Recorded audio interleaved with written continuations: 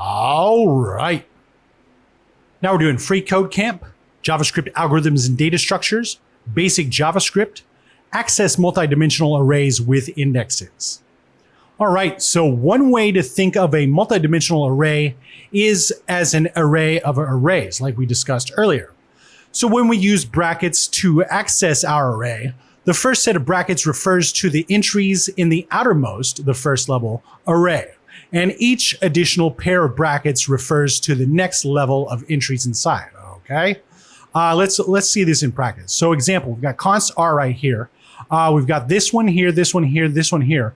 But you see this array, you can see this array has this array, and this array. And you see this last array has this array inside it. So this is a 3-level array, right?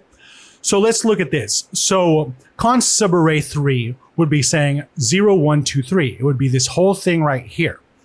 Const nested array equals r at index 3 at index 0 would be r at index 3, 0, 1, 2, 3 at index 0. Here's index 0 right here, 1 and 2 right there.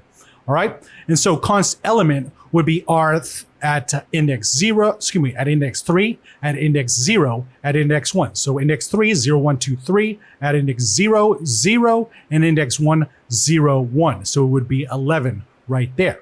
All right. So let's reiterate this by saying in example subarray, in this example, subarray has the value of this right here.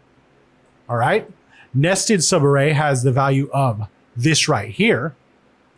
And element has the value of this right here. Okay. So note, there shouldn't be any spaces between the array names and the square brackets, like array and then a space like this, I should say, and even this array where there's a space in between each one of them. It's not allowed. Well, it is allowed. It's just that people will not know how to read this because JavaScript ignores white space, but people will say, what is that? That looks stupid. Anyway, although JavaScript is able to process this correctly, this may confuse other programmers reading the code, right?